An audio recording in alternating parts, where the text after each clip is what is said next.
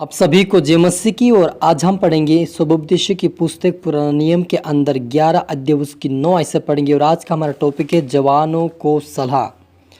तो यहाँ पर लिखा कि है जवान, अपनी जवानी में आनंद कर और अपने जीवन के दिनों में मगन रहा, अपनी मनमानी कर और अपनी आंखों की दृष्टि के अनुसार चल, परंतु यह जान रख कि इन सब बातों के विषय में परमेश्वर तेरा न्याय करेगा। हालेलुया। आए हम मिलकर प्रार्थना करें। धन्यवाद मेरे आसमानी खुदा, मेरे परमेश्वर पिता प्रभु जी, आज के वचन आज के कलाम से मेरे पिता आप हर एक से बातें करें प्रभु जी।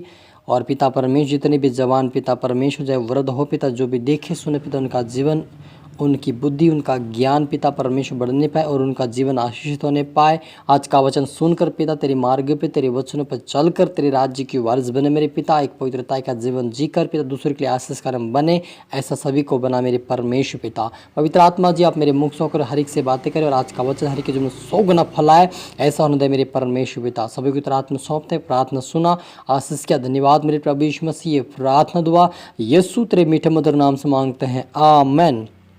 तो मेरा जी जो यहाँ पर हमने सुबोपदेश की पुस्तक पुराने नियम के अंदर पढ़ा 11 अध्याय उसकी 9 ऐसे पढ़ा कि है जवान, अपनी जवानी में आनंद कर और अपनी जवानी के दिनों में मगन रहा, अपनी मनमानी कर और अपनी आंखों की दृष्टि के अनुसार चल, परंतु यह जान रख कि इन सब बातों के विषय में परमेश्वर तेरा न्याय करेगा। अपने मन से खेद और अपनी देह से दुख दूर कर, क्योंकि लड़कपन से जवानी दोनों व्यर्थ है। हालेलुया। मेरे आज जो यहाँ पर सुबोपदेश के अंदर परमेश्वर का वचन कहता है कि अपने दिनों में मगन रह, अपनी मनमानी का, लेकिन यह जान रख कि परमेश्वर न्याय करेगा। सच में अजीजों, आज हम जवानी में चाहे जैसे चल सकते हैं, चाहे जैसे बोल सकते हैं, चाहे अपनी इच्छा पूरी कर सकते हैं, लेकिन परमेश्वर कहता है कि मैं तेरा न्याय करूंगा, यानी कि आप और मेरा परमेश्वर न्याय करेगा। यदि हम परमेश्वर की इच्छा के अनुसार चलेंगे तो वो प्रतिफल मिलेगा, और यदि हम अपनी इच्छा के अनुसार चलेंगे तो वो प्रतिफल भी हमें मिलेगा।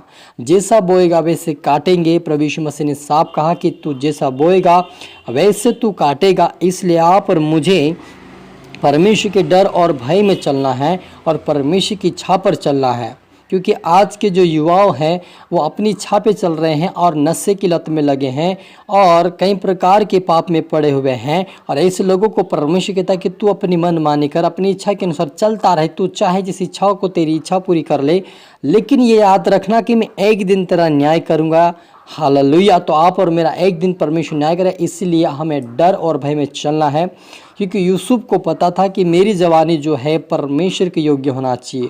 और जब पति पर की पत्नी ने कहा कि मेरे साथ सो, मेरे साथ वे विचार कर, लेकिन तब भी वो डर गया और परमेश्वर के नज़र में पवित्रता का काम किया। और वह कहने लगा कि मैं उस परमेश्वर को जो आप और मुझे बनाया उसके विरुद्ध में पाप में नहीं कर सकता, क्योंकि ये मालिक जो मेरा स्वामी मुझे जानता है और मेरे हाथ में सब कुछ दिया है, लेकिन मेरा जो बनाने वाला खुदा उसके विरुद्ध में पाप में कभी नहीं करूँगा, करके वो बाहर भाग निकला। वैसे आप और मुझे भी ऐसा कोई आपको कोई उलझन में ले जाए, कोई पाप या बुराई की बात आपको बोले और आपको उस उलझन में ले जाए, तो आप उस बातों में ना आए, लेकिन आप परमेश्वर के वचनों को याद करें। आप यूसुफ की बातों को याद करें कि यूसुफ जो था परमेश्वर के मार्ग पे चल रहा था। वैसे आप और मुझे भी उस खुदावन के मार्ग पे चलना है, उस खुदावन के वचन पे चलना है, ताकि एक दिन परमेश्वर आप और मेरा न्याय करे और हम अच्छा प्रतिफल पा सके उसके राज्य में।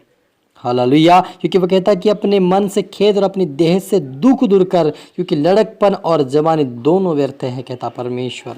ये दोनों लड़कपन जवानी व्यर्थ है परमेश्वर के सामने, क्योंकि परमेश्वर ने आप और मुझे इसलिए बनाया था कि हम उसकी आराधना उसकी भक्ति करें।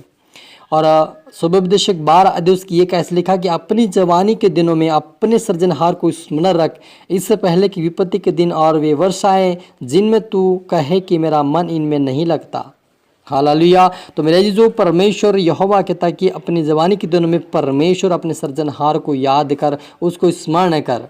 मेरे जी जो हमें हर पल हर समय खुदावन को याद करें, क्योंकि वो खुदा पर मुझे इसलिए बनाया ताकि हम उसकी आराधना उसकी भक्ति करें, उसके कार्यों को करे, उसकी सेवा करे। इसीलिए परमेश्वर ने आप और मुझे रचा है। इसलिए खुदावन के मार्ग पे वचनों पे चलकर हमें उसके राज्य की वारिस बनना है। हमें बार बार हमें उसकी याद रखना है। प्रार्थना में वचनों में चलते उठते बैठते हमें हर पल हर समय परमेश्वर को याद करें, ताकि हम उस वचनों पे चलकर पवित्रता का जीवन जीकर उसके राज्य की वारिस बन जाएं। क्योंकि हम देखते हैं कि परमेश्वर यहोवा ने जब यूसुफ को चुना उसके कार्य के लिए, तो उसको उसके देश से बाहर निकाल दिया, बाहर निकाल कर उसको राजा के अधीन में रखने के लिए उसको रखा।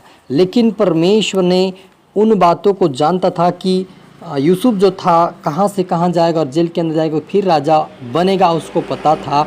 इसलिए आप और मेरे जीवन में जो योजना परमेश्वर ने रखी है उसके अनुसार ही आप आगे बढ़े।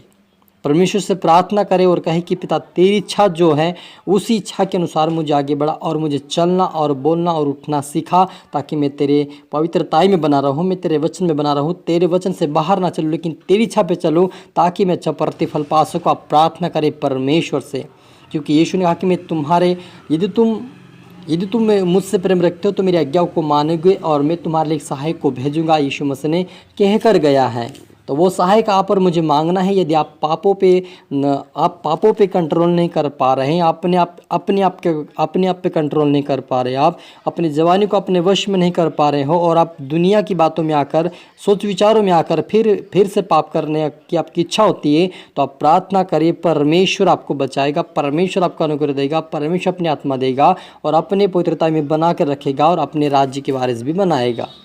हालेलुया। इसलिए कहता है कि अपनी जवानी की तुलना में अपने सृजनहार को स्मरण रख, इससे पहले कि विपत्ति के दिन और वर्षा आए जिनमें तू कहे कि मेरा मन इन बातों में नहीं लगता।